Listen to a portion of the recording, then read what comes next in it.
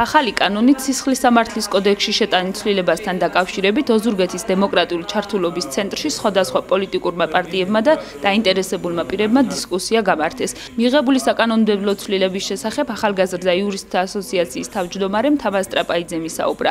ახალი კანონი ამ მომრჩეველთა მოსყიდვას ეხება, რომელიც სისხლის სამართლის კოდექსით თავისუფლების აღკვეთას 1-დან 3 წლამდე ითვალისწინებს, მიღებული თანხის რაოდენობის გათვალისწინებით. ამაზე ეროვნული ფორუმის ლიდერმა შოთა გოგიბერიძემ შფოთება გამოხატა და აღნიშნა, რომ ეს კანონი ძალადობრივია და ამით ხალხის უფლებები ირღვევა. შეხვედრაზე მყოფმა თითქმის ყველა დაინტერესებულმა პირმა ახალი ცვლილებების მიმართ უარყოფითი დამოკიდებულება გამოხატეს, ნაწილმა კი კომენტარისაგან თავი შეიკავა.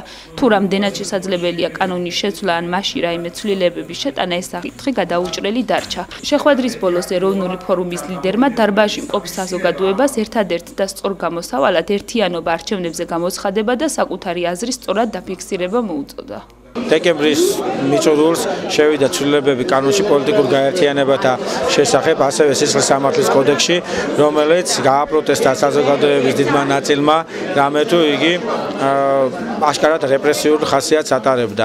ამასთან დაკავშირებით თებერვლის თვეში ჩამოყალიბდა კამპანია სახელით წოდებით ეს შენ გეხება და თითოეულ მოქალაქეს მინდა უთხრა რომ მართლაც ეხება თითოეულ მათგანს, რამე თუ კანონში არსებული ცვლილებებიდან გამომდინარე თითოეულ ჩვენთაგან შეიძლება შეეხოს იგი. აუცილებლად უნდა შეიცვალოს, მე ვეთანხმები პეტიციას, რომელიც შეადგინა არასამთავრობო ორგანიზაციებმა და მედია საშუალებებმა.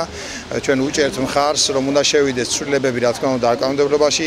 იდეაში მე მივესალმებოდი საერთოდ რომ არ არსებობდეს, იმიტომ რომ ძველი კანონითაც განსაზღვრული იყო მოქალაქე და მოსყიდვისათვის პასუხისმგებლობა.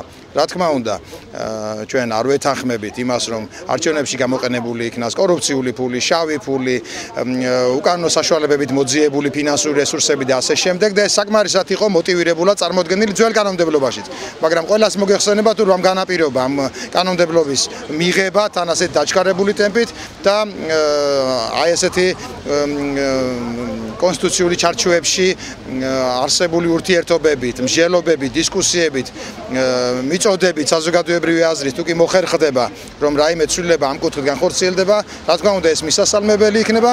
ეს კანონი პირდაპირ დაახურეთ, არავით არის შესწორებარო და უნდა დავაბრუნო ხელისუფლებას და გააუქმოს მაიკანონი. მაიკანონი არის ტერორისტული კანონი.